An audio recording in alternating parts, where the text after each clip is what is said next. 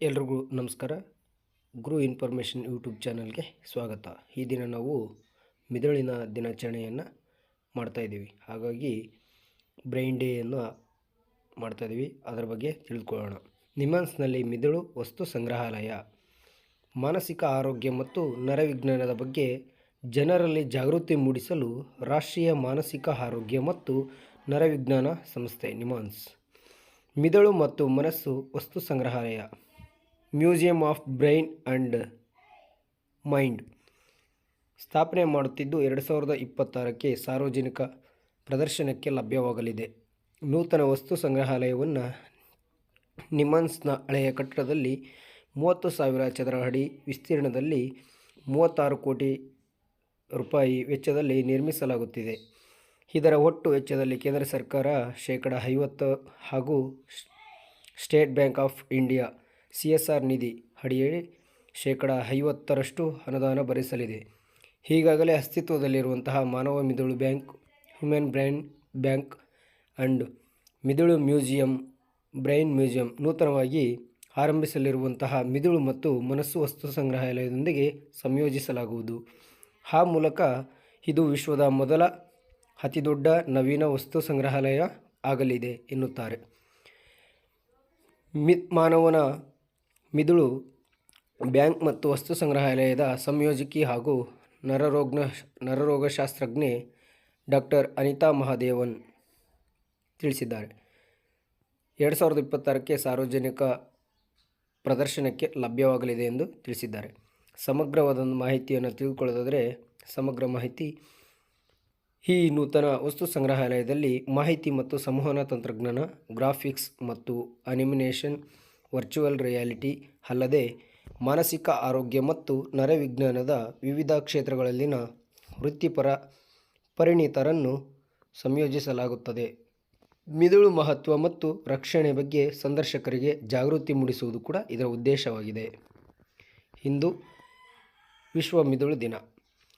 ಇನ್ನು ಮಿದುಳಿನ ಕಾರ್ಯನಿರ್ವಹಣೆ ಹೇಗಿದೆ ಅಂತಕ್ಕಂಥದ್ದನ್ನು ತಿಳ್ಕೊಳ್ಳೋದಾದರೆ, ಮಾನವನ ದೇಹದಲ್ಲಿ ಮಿದುಳು ಹೇಗೆ ಕಾರ್ಯನಿರ್ವಹಿಸುತ್ತದೆ, ಮೋಟಾರ್ ಮತ್ತು ಸಂವೇದನಾ ಕಾರ್ಯಗಳನ್ನು ಹೇಗೆ ಸಂಯೋಜಿಸಲಾಗುತ್ತದೆ, ಪ್ರಜ್ಞೆಯನ್ನು ಹೇಗೆ ನಿರ್ವಹಿಸಲಾಗುತ್ತದೆ, ಆಲೋಚನೆ ಕ್ರಿಯೆಗಳು ಮತ್ತು ಭಾವನೆಗಳು ಹೇಗೆ ರೂಪುಗೊಳ್ಳುತ್ತವೆ ಮತ್ತು ಜೀವನ ಶೈಲಿ ಮಿದುಳಿನ ಕಾರ್ಯವನ್ನು ಹೇಗೆ ಬದಲಾಯಿಸುತ್ತದೆ ಎಂಬುದನ್ನು ನಾವು ಅರ್ಥ ಮಾಡಿಕೊಳ್ಳಲು ಈ ವಸ್ತು ಸಂಗ್ರಹಾಲಯವು ಸಹಕಾರಿಯಾಗಲಿದೆ. ಇನ್ನು ಮಿದುಳಿನ ವಿಶಿಷ್ಟತೆಗಳು ಏನಂದರೆ, ಈಗಾಗಲೇ ಕಾರ್ಯನಿರ್ವಹಿಸುತ್ತಿರುವಂತಹ ಮಿದುಳು ವಸ್ತು ಸಂಗ್ರಹಾಲಯದಲ್ಲಿ ಮಾನವನ ಮಿದುಳಿನ 300ಕ್ಕೂ ಅಧಿಕ ಮಾದರಿಗಳನ್ನು ಪ್ರದರ್ಶಿಸಲಾಗುತ್ತಿದೆ ಹಾಗೂ ಅಷ್ಟೇ ಸಂಖ್ಯೆಯ ಮಾದರಿಗಳನ್ನು ಮಾನವನ ಮಿದುಳು ಬ್ಯಾಂಕ್ನಲ್ಲಿ ಸಂಗ್ರಹಿಸಲಾಗಿದೆ.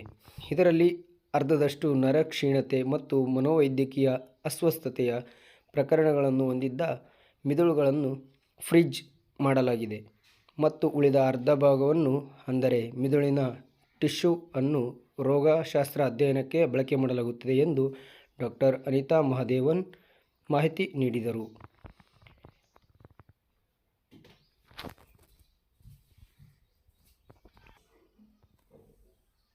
ಇನ್ನು 1974ರಲ್ಲಿ ಈ ಮಿದುಳು ಬ್ಯಾಂಕ್ನ ಸ್ಥಾಪನೆಯನ್ನು ಮಾಡಿದ್ದಾರೆ. ಸಂಶೋಧನೆ ಮತ್ತು ವೈದ್ಯಕೀಯ ವಿದ್ಯಾರ್ಥಿಗಳ ಅಧ್ಯಯನಕ್ಕೆ ಅನುಕೂಲವಾಗಲೆಂದು 1974ರಲ್ಲಿ ನರರೋಗಶಾಸ್ತ್ರಜ್ಞ ಡಾಕ್ಟರ್ SK ಶಂಕರ್ ಅವರು ಮಾನವನ ಮಿದುಳು ಬ್ಯಾಂಕ್ ಪ್ರಾರಂಭಿಸಿದರು. ಇದನ್ನು ಭಾರತೀಯ ಮಿದುಳು ಬ್ಯಾಂಕ್ನ ಪಿತಾಮಹ ಎಂದೇ ಕರೆಯಲಾಗುತ್ತದೆ. ಈ ಬ್ಯಾಂಕ್ ಜೊತೆಗೆ 2010ರಲ್ಲಿ ವಸ್ತು ಸಂಗ್ರಹಾಲಯವನ್ನು ಕೂಡ ಪ್ರಾರಂಭಿಸಲಾಯಿತು. ಅಲ್ಲಿಯವರೆಗೆ ಅಧ್ಯಯನ ಹಾಗೂ ಸಂಶೋಧನೆಗೆ ಸೀಮಿತವಾಗಿದ್ದಂತಹ ಮಿದುಳು ಮಾದರಿಗಳ ಸಾರ್ವಜನಿಕ ವೀಕ್ಷಣೆಗೆ ಅವಕಾಶ ಕಲ್ಪಿಸಲಾಗಿದೆ. ಇಲ್ಲಿ ಗ್ಲಿಯೋಮಾದಿಂದ ಕೇಂದ್ರ ನರಮಂಡಲದ ವಿವಿಧ ಸೋಂಕು ರೋಗಗಳು ಮತ್ತು ಅಪಘಾತ, ತಲೆಗೆ ಪೆಟ್ಟು ಸೇರಿ ಗಂಭೀರ ಗಾಯಗಳವರೆಗೆ ಮಿದುಳು ಮಾದರಿಯನ್ನು ಪ್ರತ್ಯೇಕಿಸಿ ಪ್ರದರ್ಶನಕ್ಕೆ ಇಡಲಾಗುತ್ತದೆ.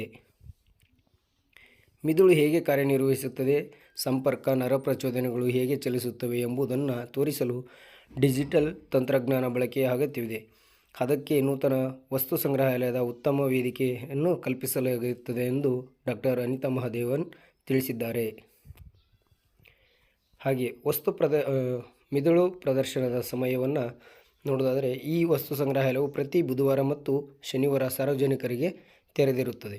ಹಾಗೂ ಪ್ರತಿ ಮಂಗಳವಾರ ಮತ್ತು ಶುಕ್ರವಾರ ಶಾಲಾ ಕಾಲೇಜು ವಿದ್ಯಾರ್ಥಿಗಳಿಗಾಗಿ ವೀಕ್ಷಣೆಗೆ ಅವಕಾಶ ಕಲ್ಪಿಸಲಾಗಿದೆ.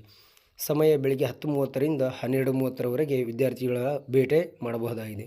ಹಾಗೆಯೇ ನಿಮ್ಹಾನ್ಸ್ ಮ್ಯೂಸಿಯಂ gmail.comಗೆ ಸಂಪರ್ಕಿಸಬಹುದಾಗಿದೆ. ಹಾಗೆಯೇ ಸಾರ್ವಜನಿಕರ ಭೇಟಿ, ವಿದ್ಯಾರ್ಥಿಗಳ ಭೇಟಿ ನೋಡೋದಾದರೆ 2024ರಲ್ಲಿ 5,000 ಜನ ಸಾರ್ವಜನಿಕರ ಭೇಟಿಯಾಗಿದೆ. ಹಾಗೆಯೇ ವಿದ್ಯಾರ್ಥಿಗಳ ಭೇಟಿ 5,650 ಜನ ಭೇಟಿಯಾಗಿದ್ದಾರೆ. ಇನ್ನು ಮಿದುಳನ್ನು ದಾನ ಮಾಡಿರತಕ್ಕಂಥವ್ರು 10 ಜನ. ಇನ್ನು 2025ರಲ್ಲಿ 4,200 ಜನ ಸಾರ್ವಜನಿಕರು ಭೇಟಿ ಮಾಡಿದ್ದಾರೆ. ವಿದ್ಯಾರ್ಥಿಗಳು 6,020 ಜನ ಭೇಟಿ ನೀಡಿದ್ದಾರೆ. ಹಾಗೆಯೇ ಮಿದುಳನ್ನು ದಾನ ಮಾಡಿರತಕ್ಕಂಥವ್ರು 8 ಜನ. ಇಷ್ಟು ನಾವು ಈ ಮಿದುಳಿನ ಬಗ್ಗೆ ತಿಳ್ಕೊಂಡಿದ್ದೀವಿ. ಈ ಮಿದುಳು ನಮ್ಮೆಲ್ಲರಿಗೂ ಕೂಡ ಪ್ರಮುಖವಾಗಿ ಬೇಕೇ ಬೇಕು. ಮಿದುಳು ಇಲ್ಲದಿದ್ದರೆ ನಮ್ಮ ಬುದ್ಧಿವಂತಿಕೆ ನಡೆಯುವುದಿಲ್ಲ. ಹಾಗಾಗಿ ಈ ಮಿದುಳಿನ ಬಗ್ಗೆ ಸ್ವಲ್ಪ ತಿಳಿದುಕೊಂಡಿದ್ದಕ್ಕೆ ಎಲ್ರಿಗೂ ಕೂಡ ಈ ವಿಷಯ ನಿಮಗೆ ಇಷ್ಟವಾದಲ್ಲಿ ಶೇರ್ ಮಾಡಿ, ಸಬ್ಸ್ಕ್ರೈಬ್ ಮಾಡಿ, ಲೈಕ್ ಮಾಡಿ. ಎಲ್ರಿಗೂ ಕೂಡ ತುಂಬ ಹೃದಯದ ಧನ್ಯವಾದಗಳು ಈ ಮಾಹಿತಿಯನ್ನು ಇಲ್ಲಿವರೆಗೂ ಕೇಳಿಸ್ಕೊಂಡಿದ್ದಕ್ಕೆ.